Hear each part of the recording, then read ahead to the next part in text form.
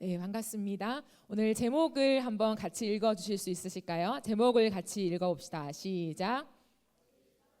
네, 오늘 다시 시작하라라는 제목으로 함께 하나님 말씀을 나누도록 하겠습니다. 지난주에 우리는 엘리야 선지자에 대해서 함께 나누었습니다. 그죠? 엘리야가 살던 시대에 3년 6개월 동안, 3년 반 동안 비가 오지 않았는데 엘리야가 기도하고 하나님께서 그 엘리야를 통하여서 또 큰 비를 오게 하는 것을 보게 하고 또 전달하게 했죠. 그런데 이 일이 있고 난 다음에 이 아합 왕이요, 자신의 아내인 이세벨 여왕에게 가서 이 모든 일들을 알려주는 거예요. 근데 엘리야가 어떤 일을 했는지, 엘리야가 한 일과 또한 이 엘리야가 그 이전에 바알의 선지자들을 다 죽인 일들, 그런 것들을 이제 얘기하는 거죠. 그러니까 이 이세벨이 마음에 더 열이 받은 거예요. 그래서 한 사람을 보내서 편지를 엘리야에게 전달하게 합니다. 근데 이 편지의 내용은 뭐냐면 엘리야, 당신이 내가 믿는 바알의 선지자들을 모조리 죽였으니 나도 당신을 죽일 것입니다.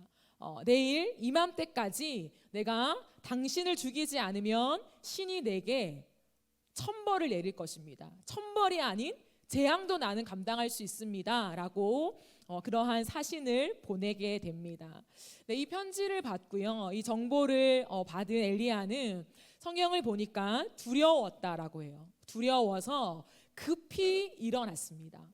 그 편지를 받고 급히 일어나서 자신의 목숨을 위해서 도망을 가서 부에세바라는 곳에 머무르게 됩니다. 근데 그곳에 자기의 시종을 두거든요. 자기의 시종을 거기에 놔두고 자신은 더 광야길로 들어가서 혼자서 하루길을 더 걸어서 들어가요. 그러면서 도착한 곳이 어디냐면 로뎀나무 아래라는 거죠. 그 로뎀나무 아래에 앉아가지고 이 엘리야가 하나님 앞에 죽기를 청하며 기도를 드립니다. 하나님, 저를 좀 죽여주십시오. 하나님, 저는 더 이상 살고 싶지 않습니다. 저를 죽여주십시오. 저는 조상들보다 나은 것이 없습니다 라고 기도를 합니다. 근데 여러분, 엘리야가 죽기를 요청하며 기도를 했잖아요. 엘리야가 진짜 죽고 싶었을까요? 여러분, 어떻게 생각하십니까? 정말 죽고 싶어서, 내가 자살이라도 하고 싶어서 이 종을 놔두고 더 깊숙한 곳에 들어가서 지금 로뎀나무 아래에 있는 것일까요? 사실 엘리야가 진짜 죽고 싶었다면 굳이 이 로뎀나무 아래까지 와서 기다릴 필요가 없습니다. 왜요? 이세벨이 편지를 썼죠. 내일 이맘때, 한 달 뒤, 두 달 뒤도 아니고 내일 내가 너를 죽일 것이다 라고 말을 했다는 거죠. 그러면 가만히 있으면 죽임을 당하는 거죠. 하지만 엘리야는 도망을 가는데 3절을 보면 뭐라고 나와 있냐면 자신의 생명을 위해서 도망을 갔다라고 나와 있습니다. 그렇기 때문에 엘리야가요, 로뎀나무 아래에서 죽기를 청한 것은 진짜 죽고 싶어서 하나님 앞에 나를 죽여달라고 지금 기도하고 있는 게 아니라는 거예요. 그럼 뭘까라고 했을 때 차라리 죽고 싶을 만큼 나는 이 사명에 너무너무 지쳐 있습니다 라는 거예요. 엘리야가 사실 하나님 앞에 죽여달라고 기도했지만 본심은 뭐냐면 하나님, 저 너무 지쳤어요. 사실 이 말을 하나님 앞에 드리고 있는 것입니다. 왜냐하면 우리가 지난주에 살펴본 것처럼 이 엘리야 선지자는요, 자신의 모든 것을 다 바쳐서 여기까지 온 거예요. 바알 선지자와 850대 1로 싸워서 생명을 건 싸움을 싸웠고요, 극심한 가뭄을 계속해서 피해 오면서 여기까지 왔어요. 뿐만 아니라 그것을 참았을 때 하나님의 큰 비가 와서요, 그 놀라운 것들을 경험하면서 여기까지 왔다는 거예요. 그런데 상황은 무엇이냐며, 그렇게 어마어마하게 하늘에서 불이 내리는 거, 그럼 이거 실화라고 생각해 보세요. 하늘에서 불이 내려서 모든 사람이 다 보게 된 거예요. 하늘에서 갑자기 비가 내려서 모든 사람이 그 가뭄이 해결된 거예요. 어마어마한 하나님의 능력이잖아요. 근데 당면한 현실은 뭐냐면 백성들이 여전히 하나님께 돌아오지 않는 것. 아합 왕이 여전히 회개하지 않는 것. 엘리야가 그렇게 열심히 달려온 사역의 결과가 뭐냐면 한 나라의 여왕이었던 이세벨이 자신을 죽이려고 더욱더 마음에 불타는 이 혈기와 살인의 충동을 가지고 지금 자신 앞에 서 있는 것이 사역의 결과라는 것입니다. 어찌 보면 우상 숭배하는 저 사람들이 훨씬 더 힘이 세게 보이는 거죠. 아무리 선지자가 하나님 앞에 발버둥 쳐서 불이 내리고 비가 내리고 온갖 일을 행하여도요, 하나님 말씀에 순종하여도요, 세상의 권력을 가진 자가 내 생명줄을 붙잡고 있는 것. 세상의 권력을 가진 자가 이 모든 백성들의 마음을 쥐고 있으면서 하나님께 돌아오지 못하게 막아서고 있는 것처럼 보이는 현실 속에 당면에 있다라는 것입니다. 여러분, 우리도 마찬가지인 것 같습니다. 우리가 하나님 앞에서요, 기도하잖아요. 하나님 앞에서 많은 은혜를 경험해요. 그러면 우리의 마음속에 어떠한 것이 생기냐면 내 현실이 변하겠지라고 하는 기대가 생겨요. 거봐, 기도하니까 하나님이 이렇게 내 삶에 역사하시잖아. 거봐, 정말 믿음으로 살면 세상의 권력도 하나님 앞에 굴복하게 되잖아. 내 인생을 봐, 내가 간증이잖아. 우리는 이렇게 당당하게 말할 수 있는 나의 현실을 기대한다는 거죠. 그런데 그런 삶이 없는 건 아니지만 모든 사람에게 이러한 일들이 계속해서 일어나는 게 아니라는 거죠.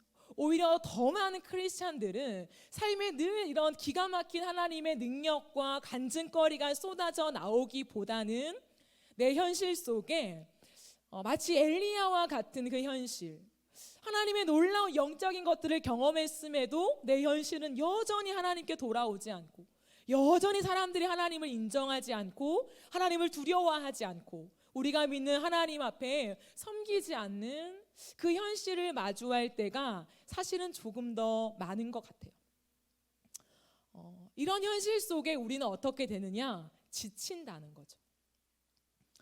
우리 흔히 그런 말 하잖아요. 많은 사실은 목회자나 많은 어떤 책들 속에서도 여러분 하나님의 일을 하십시오. 그러면 하나님이 여러분의 일을 해주실 것입니다 라고 하는, 혹시 그런 말들 들어보셨나요? 우리는 거기에 익숙해요. 내가 하나님의 나라를 위해서 열심히 일하면 하나님이 내 인생 책임져 주시고 하나님이 대신 내 일 해주실 거야. 우리는 그 막연한 기대감을 가지고 살아간다라는 거지요. 그런데 현실이 그렇지 않은 거죠. 지나 보니까 하나님의 일도 내가 해야 되고 내 일과 내 앞가림도 내가 해야 되는 것처럼 느껴지는 순간에 우리는 어떻게 되느냐? 지친다는 거죠. 열심히 주님의 사역을 위해서 헌신했는데 나는 여전히 취업이 안 돼요. 하나님만 보고 달려왔는데 나는 여전히 결혼길이 막히는 거죠. 나는 여전히 통장에 돈이 없고 내 미래는 캄캄한 거죠. 믿음으로 걸어갑니다. 1년, 5년, 10년. 그런데 한계가 있잖아요. 근데 그 한계 너머의 길이 보이지 않는 것 같은 캄캄할 때 우리는 마음이 꼬여지죠. 하나님, 내가 하나님 일 위해서 하면 하나님이 내 일 한다고 말씀하지 않으셨어요? 근데 내 일도 왜 내가 감당해야 합니까? 왜 내 삶에는 아무런 역사와 변화가 일어나지 않나요? 라고 하는 마음에 꼬임이 들면서 지치고 무너지고 아무것도 하기 싫은 순간이 사실은 우리의 삶에 다가올 때가 있다라는 거죠. 그때 내 안에 신음소리가 들립니다. 어떤 신음소리냐면 너무 지친다. 더 이상은 못하겠다. 더 이상은 이렇게 하나님께만 매달려 살지는 못하겠다. 나도 내 앞가림 좀 하며 살아야겠다. 이것을 우리가 뭐라고 표현하냐면 영적인 침체, 또 다른 말로 하면 슬럼프라고 표현하기도 합니다. 우리의 인생 가운데 하나님을 믿고 걸어갈 때 영적인 침체와 슬럼프가 없으면 너무너무 좋겠지만 사실은 많은 성경의 인물들도요, 믿음의 길을 걸어갈 때 나도 모르는 어떠한 타이밍에 갑자기 영적인 침체가 들어닥치는 거예요. 제가 왜 들어닥친다라는 표현을 쓰냐면 내가 영적인 침체구나라는 것을 깨어서 알게 되면요, 사실은 준비하면 됩니다. 지금 나에게 시험이 오는구나. 영적인 침체가 뭔가 나에게 올 것 같아 하면은 우리가 준비하면 되잖아요. 근데 하나님을 위해서 더 열심히 살아가는 사람이 더욱더 자신의 영적인 침체를 깨닫지 못하고 그냥 맞이해요. 왜 이렇게 마음이 어렵지? 왜 이렇게 힘이 안 생기지? 왜 이렇게 도망가고 싶지? 하고 돌아보면은 내가 너무 많이 지쳐 있구나. 내가 지금 영적인 침체에 빠져 있구나. 그것을 발견하게 된다는 거. 그러니까 어떻게 해야 될지 모르는 이 상황이 이미 나에게 주어져 버렸다는 거예요. 그러면 피해갈 수 없는 영적인 침체가 우리의 인생길에 다가온다면 우리는 어떻게 해야 할까? 저는 오늘 이 엘리야의 모습을 보면서 이 말씀을 제가 읽고 쭉 읽으면서요, 참 신기한 거는 4가지 모습을 발견했거든요. 근데 저는 엘리야의 정말 믿음의 내공이 진짜 만만치 않은 사람이구나. 정말 다르긴 다르구나 하는 걸 깨달았어요. 우리랑 전혀 다른 어떤 특별함 때문에 다른 것이 아니라 그의 신앙. 어떤 상태에도 변하지 않는 그 깊은 뿌리가 있기 때문에요, 영적인 침체도 극복하더라고요. 오늘 같이 이것을 살펴보면서 혹여나 여러분의 인생에 지금 영적인 슬럼프인 것 같아, 지금 나는 영적인 침체인 것 같아 라고 하시는 분 혹 있다면 엘리야를 따라서 걸었으면 좋겠고, 지금 나는 괜찮아요, 난 I'm okay 라고 생각하시는 분은 꼭 기억하고 있다가 계속해서 우리의 인생길에 어느 순간 오게 될 그 영적인 침체를 만약에 만나게 된다면 여러분이 극복할 수 있는 은혜가 있었으면 좋겠어요.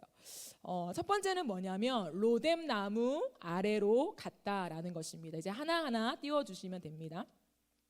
같이 띄웠군요. 따로 띄우는 건데, 네, 괜찮습니다. 로뎀 나무 아래로 갔다입니다.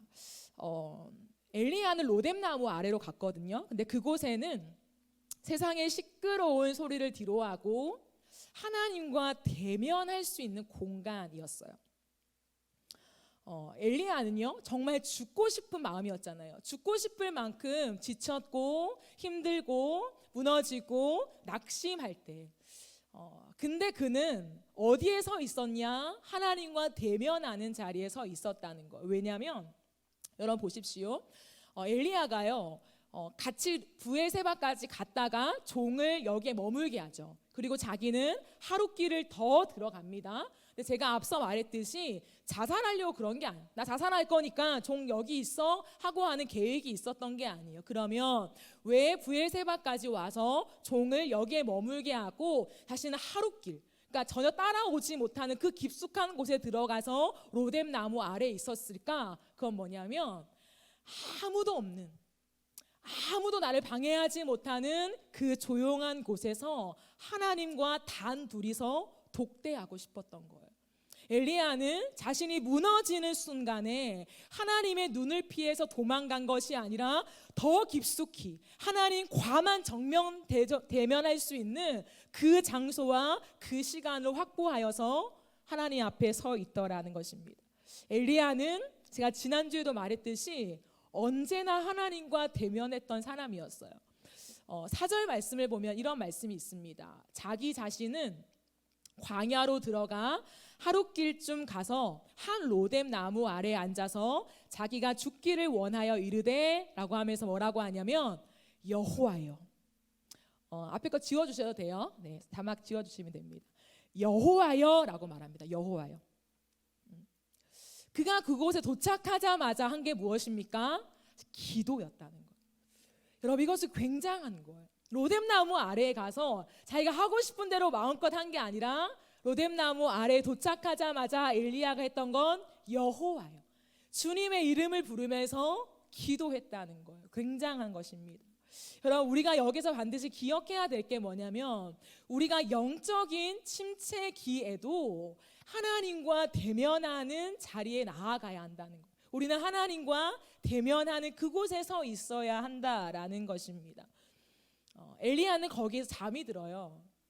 근데 엘리야의 태도는 두 번째가 뭐냐면 순종했다라는 것입니다. 잠이 들었어요. 잠이 들었는데 한 천사가 와서 엘리야를 어루만지면서 그를 깨우더니 이렇게 말합니다. 너의 머리맡에 있는 떡과 물을 마셔라. 엘리야가 잠결에 들었잖아요. 잠이 들었는데 누군가 쿡쿡 찌르는 것 같더니 그런 말을 들었어요. 그러니까 이 엘리야가요 일어나서 떡과 물을 먹습니다. 엘리야가 먹으라니까 먹었다는 거죠. 여러분, 우리가 그냥 스쳐 지나가면 배고팠으니까 먹었겠지라고 생각할 수 있어요. 그렇지 않아요. 엘리야는 하나님 앞에서 지금 죽기를 구하고 있잖아요. 여러분 생각해 보세요. 여러분이 이제 죽고 싶어요. 여러분이 정말 진짜 내 생명을 앗아갔으면 좋겠고 나는 인생을 끝내고 싶은 마음이 있어요. 근데 누군가가 그래서 하루 동안 난 쫄쫄 금식했는데 누군가가 야 햄버거 먹어라고 하면 여러분 먹겠어요? 때깔 좋게 마지막에 먹고 죽을란다 이렇게 생각하시겠습니까? 그런 상황이 지금 아니라는 거예요. 죽고 싶어서 하루 동안 금식하며 여기까지 왔는데 천사가 쿡쿡 찌르면서 야 떡과 물 먹어라 라고 하니까 그거를 받아 먹어서 순종했다는 거예요. 여러분 단식 투쟁 해보셨습니까? 단식 투쟁을 할 때 합의가 되지 않았는데 먹는다는 게 뭡니까? 지는 거죠. 그건 지는 겁니다. 엘리야는요 하나님 앞에서 사실은 하나님 지금 병 주고 약 줍니까? 하나님 저 죽여달라니까요. 저 죽고 싶어요. 저 살고 싶지 않아요. 떡과 물 필요 없습니다. 사실 이렇게 반응해야 더 맞는 표현이라는 거죠. 근데 엘리야는 그 천사의 말대로 순종해서요. 그 떡과 물을 받아 먹습니다. 그리고 다시 잠이 들죠. 여호와의 천사가 두 번째 나타나서 그를 어루만지면서 다시금 깨워서 말합니다. 떡과 물을 받아 먹어라. 그리고 엘리야에게 말합니다. 일어나라. 그리고 이걸 먹고 다시금 너의 길을 떠나라. 엘리야야, 아직 너가 갈 길이 멀어. 이 말을 합니다. 여러분 이게 무슨 뜻일까요? 아직 너의 갈 길이 남아있다. 아직 너의 갈 길이 멀어 라고 말하는 표현이 뭘까요? 사명이 남아있다는 거예요. 엘리야야, 너 지금까지 고생했지만 여기가 끝이 아니야. 너의 사명이 남아있어. 그러니까 얼른 먹어 이거예요. 여러분 이 상황을 어떻게 해석하십니까? 제가 이번 주에 저희가 에센스 하잖아요. 기독교 에센스를 하는데 이제 이청 그 그룹이 마쳤어요. 그래서 너무 수고해서 제가 이제 수연 자매한테 이제 밥을 사주려고 너무 수고했다. 제가 격려하려고 만났습니다. 제가 밥을 사줬어요. 커피는 얻어 마시고.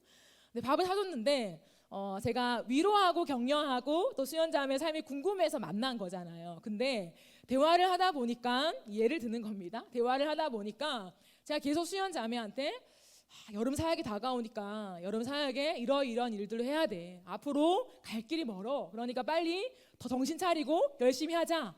만약에 이 말만 남겼다면 수연 자매의 마음은 어떻겠습니까? 뭐야?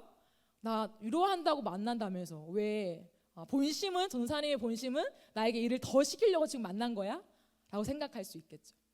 그러면 먹었던 것도 뱉어내고 싶겠죠. 엘리야의 모습이요. 하나님 앞에서 너무 탈진해서 지금까지 걸어온 여정 속에 너무 많은 에너지를 쏟아가지고 지금 넘어져 있고 무너져 있는데 천사가 와서 떡과 물을 주는 거죠.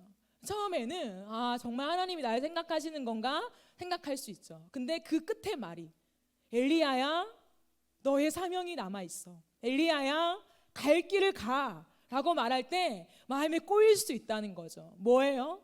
하나님 저를 위해서 제 마음을 헤아려 주면서 떡과 물 준 게 아니라 하나님 남아있는 시킬 일 저보고 하라고 지금 저한테 물과 떡 주신 거예요? 저 안 해요. 저 그러면 이 떡과 물 안 먹어요. 사실 이게 마땅한 반응이죠. 근데 엘리야는 성경은 정확하게 기록합니다. 그 말을 듣고 일어나서 받아 먹었다고. 천사가 두 번째 와서 했던 그 말을 듣고 먹고 다시금 정신을 차렸어요. 그리고 성경을 보니까 그 음식의 힘을 얻어서 40일 동안을 걸어서요 하나님의 산 호렙산에 이르렀다라고 해요. 여러분, 하나님 앞에서 하나님이 뭐 진수성찬 차려주고 삼겹살로 치치 구워주면서 야 힘내 이렇게 하신 것이 아니라 떡과 물, 최소한의 음식이에요. 그 떡과 물 주면서 엘리야 힘내라고 하시는 그 천사의 요구 속에 엘리야는요 그 음식물의 힘을 얻었다고 해요. 아, 허기 졌는데 떡 먹었으니까 내가 힘 생겼다. 여러분, 그런 차원이 아닙니다. 엘리야는 무언가 그 만남 속에요 자신의 영혼의 힘이 생겨서 다시금 하나님이 명령하시는 그 사명의 길을 행하는 호렙산 앞에 서게 되었다라는 걸. 뭘까요? 왜 이럴까요? 왜 이상한 행동들을 엘리야가 하는 걸까요? 엘리야의 본심은 무엇일까요? 여러분, 엘리야의 마음에는요 사실 깊숙한 곳에 어떤 마음이 있었냐면, 하나님, 저 정말 사명을 위해 살고 싶거든요. 하나님 저 아시죠? 저 정말 주님만 위해 살고 싶거든요. 근데 저 너무 지쳤어요. 하나님 아시죠? 제가 하나님 없이 살 수 없는 거 주님 아시잖아요. 제 삶의 목적이 주님밖에 없는 거 주님 아시잖아요. 근데요 제가 마음이 너무 상했어요. 하나님, 내가 오직 하나님의 은혜를 힘입어서 지금 여기까지 온 거 하나님 아시잖아요. 근데 지금 저에게 하나님의 은혜가 없어요. 하나님, 저에게 하나님의 은혜가 필요합니다. 하나님, 저에게 힘을 주시는 하나님의 손길과 그 사랑이 저 너무너무 필요해요. 하나님, 나에게 좀 임재하여 주십시오. 다시 걸어갈 그 하나님의 임재를 나에게 좀 보여주십시오. 사실 엘리야의 본심은 이것이었다는 거예요. 사랑하는 여러분, 꼭 기억했으면 좋겠습니다. 내가 힘들 때요, 내가 너무너무 힘들 때 순종하는 자리가 하나님을 만나는 자리입니다. 내가 너무너무 힘들 때요, 왜 나한테 자꾸 힘든데 말씀 읽으라는 거야? 왜 자꾸 나한테 힘든데 기도해 오라는 거지? 이렇게 힘들어 죽겠다는데 왜 자꾸 나에게 교회 일을 시키는 거지? 왜 예배하라는 거야? 그런 마음이 들 때가 있잖아요. 근데 그게 아니라는 거예요. 그게 아니라 엘리야처럼 하나님의 말씀에 순종하며 나아갈 때 거기에 답이 있다는 거예요. 우리는 이렇게 말합니다. 하나님, 한번 나타내 보세요. 내 인생 속에 한번 나타내 보세요. 그러면 제가 순종할게요. 그러면 제가 하나님 앞에 다시금 힘을 내어 걸어갈게요 라고 말하지만, 언제나 하나님은 우리에게 무엇을 원하시냐면, 하나님 앞에 순종할 때, 내가 먼저 순종할 때 하나님의 임재가 보인다는 거예요. 내 인생에 하나님이 안 계신 게 아니거든요. 근데 안 보여요. 내가 중심이 되어서 하나님 나타내 보세요. 하나님 이 일 해주세요. 이 기적을 일으켜 보세요. 그럼 제가 순종하고 주님을 따라갈게요. 우리는 그렇게 생각하고 접근할 때가 너무 많은데, 하나님은 뭐라고 하냐면, 아니, 너가 나를 진짜 믿는다면 이 상황 속에서도 먼저 순종해봐. 그러면 내가 보일 거야. 내가 너를 위해 일해 줄 거야가 아니라 너와 언제나 함께하고 있는 내가 보일 거야. 우리의 마음이 꼬여 있는 걸 하나님 아시기 때문이에요. 내가 순종하는 그곳에서 새 힘이 생기고, 내가 하나님 앞에 순종하는 그곳에서 하나님이 다시금 나를 살려내신다라는 것입니다. 엘리야는요, 호렙산에 가서 동굴 안으로 들어갑니다. 그 동굴 안에서요 하룻밤을 지내요. 하룻밤을 지내는데 성경이 뭐라고 하냐면, 엘리야가 동굴 안으로 들어가니까 주님께서 엘리야에게 말씀하셨다라고 나와 있습니다. 주님이 엘리야에게 말씀하시는데 뭐라고 말씀하시냐면, 엘리야야, 너 어째서 여기 있니? 이 음성이 들려요. 여러분 생각해 보세요. 엘리야는요 어마어마한 능력의 선지자예요. 신약에서도 엘리야가 거론될 정도로, 예수님이 다시 오실 길이 엘리야라고 표현될 정도로 말라기에서 그렇게 표현되어 있거든요. 엘리야는요 굉장한 선지자입니다. 선지자 중에 선지자입니다. 그런데 지금 엘리야가 이렇게 초라하고 연약한 모습으로 쓰러져 있는 거예요.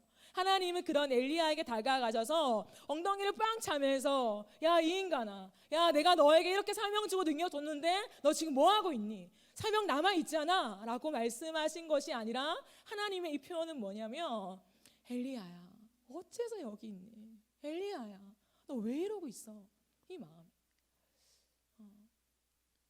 제가 만약에 너무 탈진해서 본당 구석에 혼자 앉아서 만약에 엉엉 울고 있다고 생각해 보세요. 근데 만약에 여러분이 저를 발견했어요. 저를 너무 사랑하는 여러분이에요. 그러면 전도사님이 돼가지고 어떻게 이러고 있을 수 있어요? 어떻게 이렇게 질질 짜고 있어요? 이렇게 약하신 분이었어요? 이렇게 하겠어요? 아니죠. 이렇게 하겠습니까? 아니죠. 전도사님 왜 이러고 있어요? 전도사님 왜요? 뭐 때문인데요? 뭐가 그렇게 힘드신데요? 그렇게 하지 않겠어요?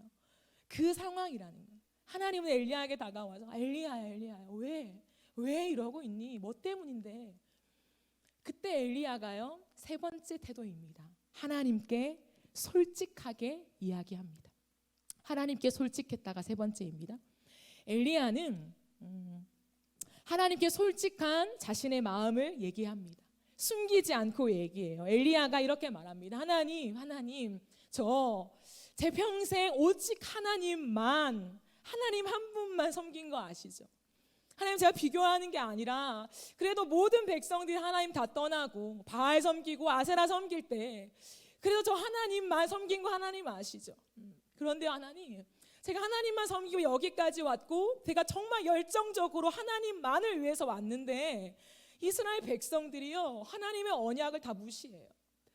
하나님, 제가 그렇게 핏대를 높여서 하나님께 돌아가자라고 외쳤지만 하나님, 그런데요 이스라엘 백성들은 하나님께 예배하는 이 모든 것을 다 헐어버렸어요. 하나님을 예배하는 이곳에 다 우상이 있어요. 하나님, 저 정말 끝까지 하나님 사명 감당하고 싶었거든요. 근데 하나님, 세상의 권력을 가진 아합과 이세벨이 하나님의 선지자들을 다 죽여버렸어요. 그리고 저 하나 남았는데요 저도 죽인대요. 하나님, 내일 저도 죽인대요. 하나님, 너무 속상해요. 너무 힘들어요. 어떻게 하면 좋을까요? 엘리야는 그제서야 자신의 본심을 얘기합니다. 죽여주세요 하나님. 이게 본심이 아니라 하나님, 이 상황이 말이 돼요? 저보고 어쩌라고요? 너무너무 힘들어요. 하나님, 죽을 것 같아요. 근데 하나님의 은혜가 없으니까 저 더 이상 걸어갈 힘이 없네요. 하나님의 임재, 하나님의 일하심이 보이지 않으니 저 어떻게 해야 될지 모르겠네요 주님. 다시 엘리야가 하나님 앞에 이 본심을 솔직하게 털어놓고 있다는 거죠. 사랑하는 여러분, 우리가 영적인 침체를 극복하는 것 거창한 데 있지 않아요. 우리가 영적인 침체를 극복하고 슬럼프를 극복하는 것은 뭐냐면 하나님 앞에 나아가서 하나님과 독대하면서 나의 마음을 솔직하게 고백하는 것입니다. 내 마음 있는 그대로를 하나님 앞에 솔직하고 고백할 때 그때 어떠한 역사가 일어나냐면 하나님의 소리가 들리기 시작해요.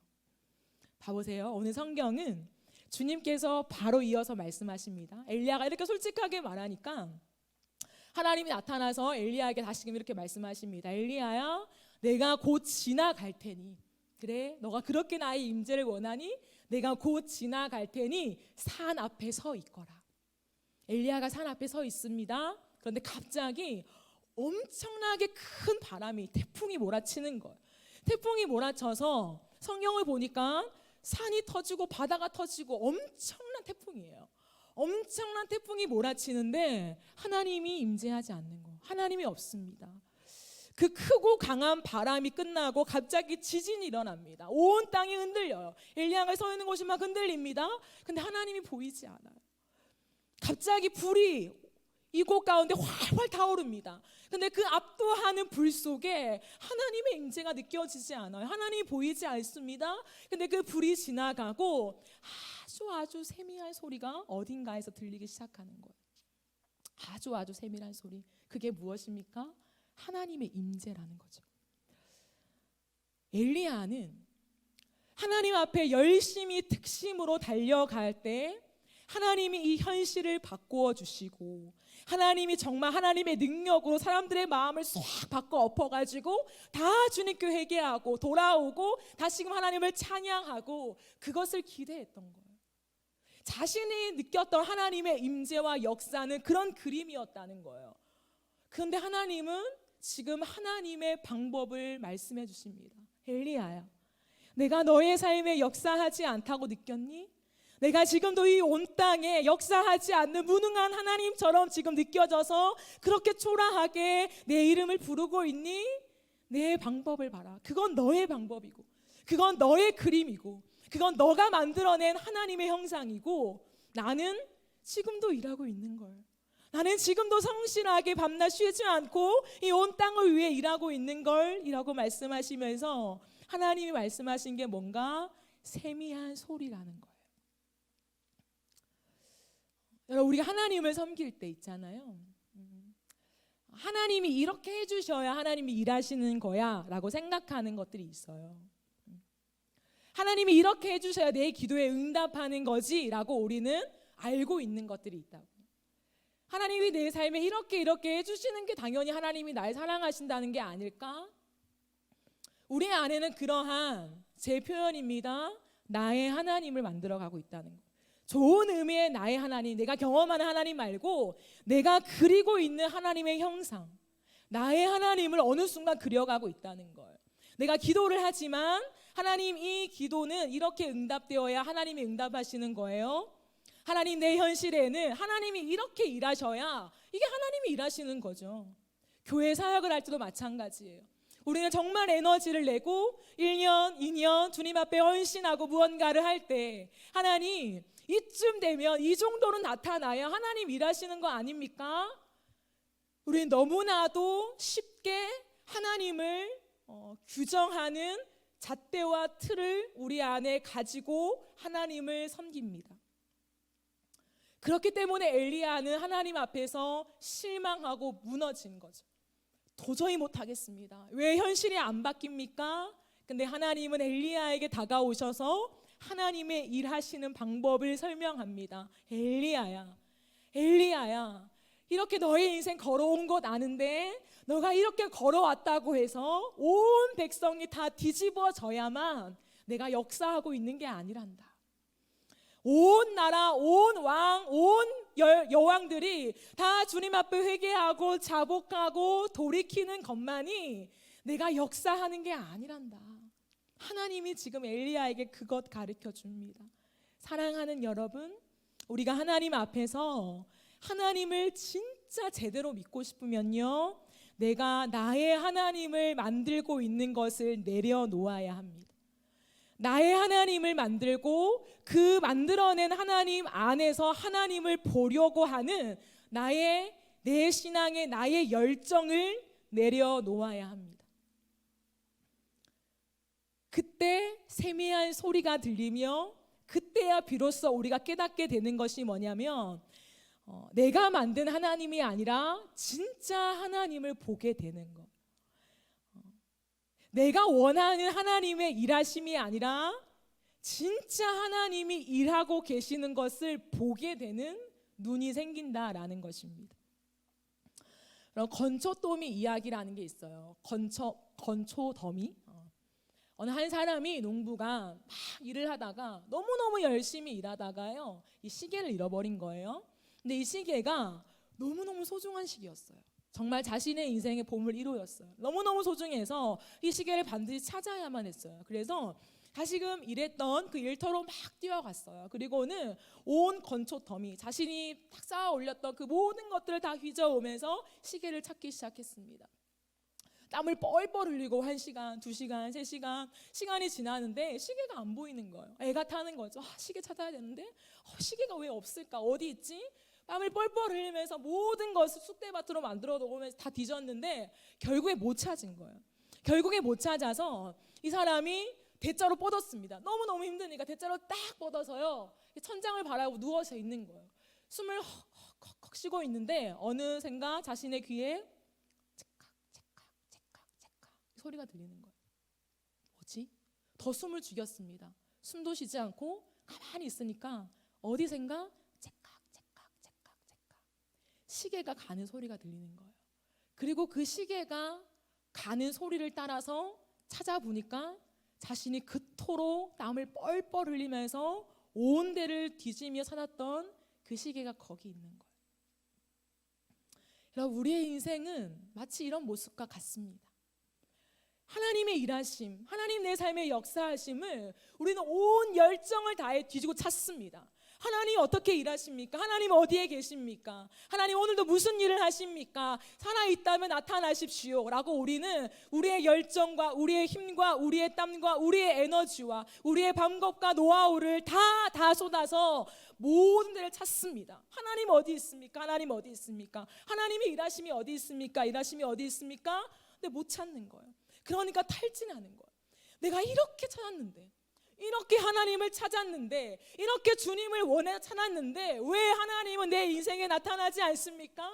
내가 이렇게 나의 모든 시간을 쏟고 에너지와 땀을 흘렸는데 왜 하나님은 내 인생에 안 계십니까? 그러니까 영적인 침체와 슬럼프가 오는 것입니다. 하지만 하나님이 계신 곳은 우리의 열정과 나의 방법으로 찾는 그곳에 계시는 것이 아니라 오늘도 내 모든 나의 노하우와 나의 방법과 나의 일하심, 하나님의 일하심 이런 거야 라고 생각하는 그 틀을 내려놓고 하나님만 바라볼 때, 하나님의 일하심을 바라볼 때 어느 순간 들려옵니다. 세미한 소리 속에 나 여기 있다. 선영아 나 여기 있다. 나 여기서 이 일을 하고 있다. 아주 작아 보이지. 티도 안 나지. 근데 내 방법이 이런 방법이란다. 하나님은 우리의 인생에 이렇게 말씀하고 있어요. 우리가 너무 열심이죠. 하나님 내가 이만큼 열정적으로 쌓아 올리면 하나님이 내 인생의 대로를 여시면서 하나님 영광을 보여주시고 온 세계 위에 우뚝 서서 하나님의 영광을 노래할 것입니다. 그건 나의 그림이죠. 내가 원하는 하나님이 이래 주셨으면 좋겠는 나의 하나님을 만들어낸 그림이에요. 그 그림이 무너지니까 하나님도 무너지는 거죠.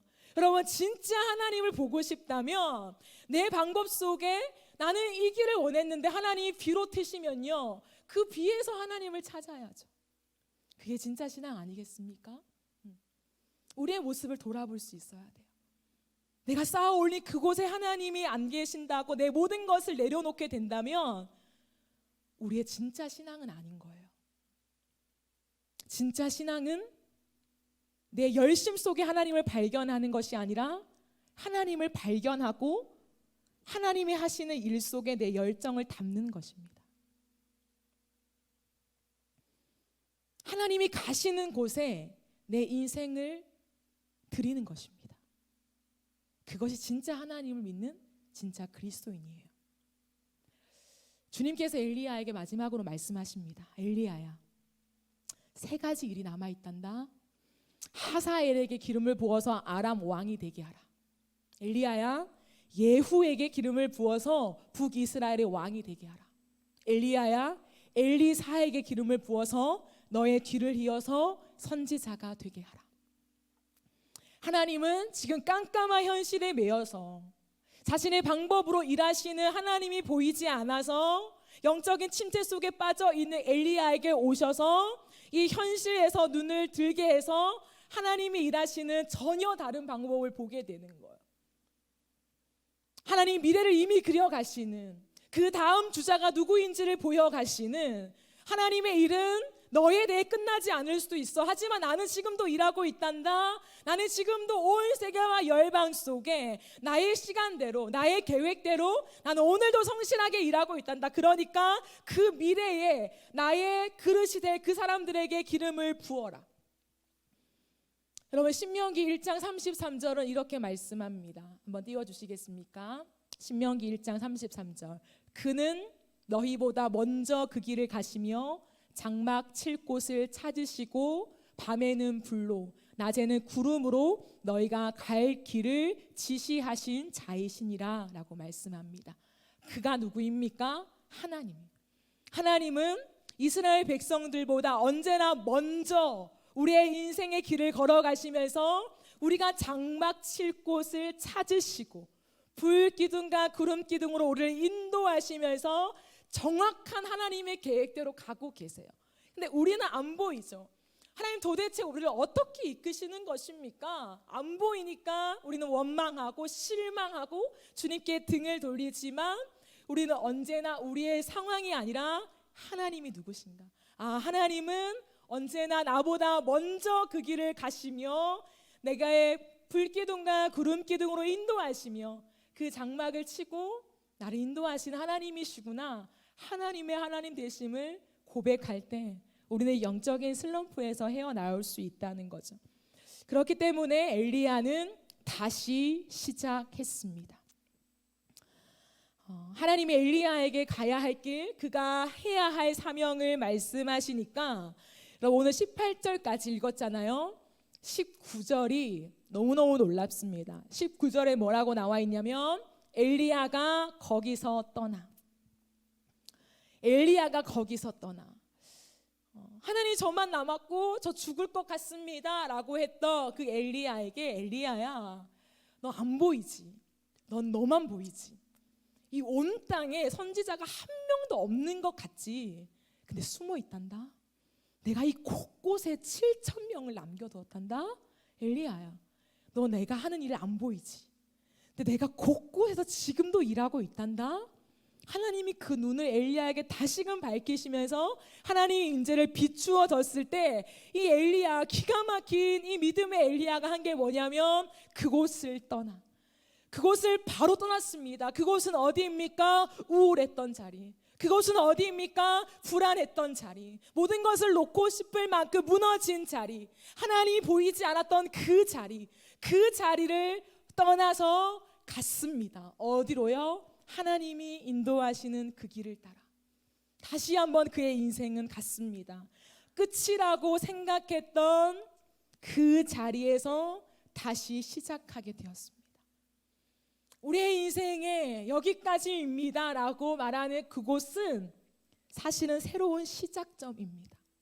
여러분의 인생 속에 하나님 저 더 이상 못할 것 같아요. 하나님 정말 저 끝입니다. 하나님 더 이상 저보고 하라고 하지 마세요 라고 하는 그 끝점, 내가 하나님의 영광과 일하심을 발견하지 못해서 탈진하여서 하나님 아닌 것 같아요 라고 하는 그 끝은요, 그 나의 끝은 하나님의 시작점이에요. 하나님이 진짜 하고 싶은 일을 해나가야 하는데 엘리야가 못한 거죠. 엘리야 자신의 신앙 속에서, 하나님을 오해했던 그의 신앙 속에서요. 사랑하는 여러분, 우리에게 누가 있을까요? 엘리야에게 떡과 물을 주면서 옆구리 쿡쿡 찔러서 그 순종의 길로 이끈 천사가 있었다면 우리에겐 그 천사보다 더 나은 성령이 계십니다. 예수를 믿은 신자의 마음에 가장 놀라운 기적 같은 은혜는 뭐냐면 성령이 계시다는 것. 성령이 계셔서 언제나 우리의 옆구리를 쿡쿡 찌릅니다. 우리가 넘어진 자리, 무너진 자리, 실망한 자리, 하나님께 삐져 있는 자리를 하나님 우리를 너무 사랑하셔서 가만히 놔두지 않아요. 성령이 쿡쿡 찔러요. 우리가 하나님을 다시금 발견할 수 있는 그 순종의 길을 걸어가도록 성령이 우리 안에 노크하시고 때로는 쿡쿡 찌르시고 때로는 우리 엉덩이를 두드리십니다. 그리고 그것을 보여주실 거예요. 그렇기 때문에 우리는 성령을 따라 살아야 합니다. 성령을 따라 살 때 영적인 침체를 극복할 수 있어요. 성령을 따라 살 때 우리는 하나님이 내 인생을 어떻게 인도하시는지를 보면서 내 끝에서 다시 시작할 은혜를 얻게 된다라는 것입니다. 내가 왜 영적인 슬럼프에 이토록 오래 머물러 있을까? 왜 나는 헤어나오지 못할까? 왜 나는 저 사람이 경험한 하나님을 경험할 수 없을까라고 생각하는 청년들이 계십니까? 여러분이 성령을 붙잡지 않기 때문이에요. 여러분 안에 살아계신 이 성령이 얼마나 위대하신 분인지를 간과하고 있기 때문이에요. 여러분의 힘과 방법과 노하우로 끝없이 하나님을 발견하려고 하니 하나님이 보이지 않는 거죠. 그런데 하나님은요 반드시 우리와 함께 하신대요. 변하지 않는 진리거든요. 하나님이 변하지 않는 진리로 우리와 함께 하신다고 했는데 내가 하나님을 발견하지 못한다. 그럼 무엇일까요? 나에게 문제가 있는 거죠. 하나님에게 문제가 있는 게 아니라 나에게 문제가 있는 것입니다. 그것은 내가 성령을 따라 살지 않기 때문이며 성령께 너무 무뎌져 있기 때문에 성령이 나를 쿡쿡 찌르시는 그 음성을 알아차리지 못하기 때문이에요. 사랑하는 여러분, 우리는 하나님이 주신 기회 속에서 다음 주부터 여름 사역이 시작됩니다. 저는 이 여정이 우리가 다시 시작하는 시간이 되어지기를 기대합니다. 여러분의 신앙이, 하나님과의 만남이 다시 시작할 수 있는 너무나도 좋은 계기로 성령이 여러분을 인도하고 계시다고 저는 믿습니다. 여러분 안에 예전에 나 정말 뜨거웠는데, 정말 시간 가는 줄 모르고 하나님을 사랑하고 하나님 안에서 이 교회 안에 머물러 있었는데 지금은 아무것도 하고 싶지 않아. 그건 나 옛날에 철없던 시절에 옛날에 다 했어. 혹시나 이런 마음을 갖고 있는 분이 있습니까? 성령이 오늘 우리에게 하시는 말씀을 들으십시오. 그곳에 안주하지 마라. 너희가 지금 머물고 있는 그곳에 안주하지 말라. 성령이 우리에게 말씀하십니다. 자신을 내버려 두지 마세요. 내가 이렇게 있으면 하나님 언젠간 찾아오시겠지? 아니에요. 내가 이렇게 있으면 하나님 날 사랑하시니까 언젠간 나에게 말씀하시겠지? 아니에요. 내 안에 성령을 이미 주셨어요. 그러면 우리가 하나님을 찾아야 돼요. 우리가 성령을 의지하고 요청하며 성령이 나를 이끄시는 그 자리에 우리가 설 때 하나님이 보인다고요. 여러분, 우리가 이번 여름 사역을 맞이하면서 전 여러분이 두 가지를 하셨으면 좋겠어요. 하나는 뭐냐면 이제 일주일 남았습니다. 월화수목 기도회가 있어요. 이 월화수목 기도회 동안에 여러분이 하나님과 독대하는 시간을 가졌으면 좋겠어요. 내가 정말 시간이 안 돼서 월화수목 8시는 못 오겠다라고 한다면 시간이 안 되시고 환경이 안 되시는 분만 여러분의 각자의 골방에서 하나님과 독대하세요. 여러분, 하나님을 섬길 때 있잖아요. 하나님을 내가 이미 믿었어요. 이미 믿었는데 내가 지금 영적인 침체잖아요. 그 하나님을 다시 만날 때의 비결은요, 피할 수 없어요. 잠언 8장 17절로 이렇게 말합니다. 나를 사랑하는 자가 나의 사랑을 입으며 나를 간절히 찾는 자가 나를 만날 것이다. 여러분, 이것은 조건이 아니에요. 하나님이요, 나는 움직이지 않을 테니 너가 나 찾아와. 너가 나 사랑해. 그럼 나 찾아갈게. 하나님 이렇게 말씀하시는 것이 아니라 내 마음을 보신다고요. 내 마음에 하나님, 저 정말 하나님을 찾고 싶어요. 저 정말 하나님을 사랑하고 싶어요. 하나님, 저 정말 주님을 뜨겁게 만나고 싶습니다 라고 하는 우리의 하트, 우리의 마음을 하나님 원하시는 거예요. 그 마음이 있을 때 하나님이 우리 가운데 하나님의 사랑을 더 깊이 발견하고 더 깊이 만날 수 있는 은혜를 주시겠다 하시는 거예요. 태만한테도 정말 어떤 청년 이런 말 하더라고요. 배부른 신앙이다. 배부른 신앙 앞에 하나님 만나도 되고 안 만나도 되고 지금만 뭐 땐가? 그런 배부른 신앙이 아니라 하나님 정말 내 인생에 오늘 고백한 것처럼 주 없이는 살 수 없어요. 하나님, 제 깊은 마음의 본심을 하나님 아시잖아요. 저 진짜 주님 없이 살 수 없거든요. 하나님, 그러니 내가 주님 너무너무 만나고 싶어요. 하나님, 날 좀 만나주세요. 그 마음으로 하나님 앞에 나와서 헌신을 드려야 돼요. 헌신은 나의 통장을 다 드려라. 하나님 그렇게 말씀하시지 않아요. 그 헌신은 제가 언제나 말하죠. 결단인데요. 그 결단은 내가 지킬 수 있는 것보다 한 단계 위를 주님 앞에 드리며 걸어가는 거예요. 내가 하나님 앞에 기도회는 못 갈 것 같아. 조금 노력하고 내 인생을 정리하며 갈 수 있어요. 그럼 가라고요. 하나님 앞에 그 정도 내 인생을 정리하는 것은 필요하지 않아요. 하나님 앞에서 제가 두 번째 권면하고 싶은 것은 이번 여름 사역에 주일부터 월화수목이에요. 이 4일간의 집회 속에요, 여러분이 성령을 따라 예배하는 것이 무엇인가를 터득하세요. 왜 터득하라고 했냐면 성령이 도와주실 건데 여러분과의 관계 속에 여러분이 발견하고 깨닫게 될 거예요. 하나님 앞에서 성령을 따라간다는 게 뭐냐면 그 예배 시간에 하나님이 내게 주시는 감동대로 반응하는 거예요. 여러분, 저는 여러분한테 권면합니다. 이번 여름 사역은 우리가 성령을 좀 따라가 봅시다.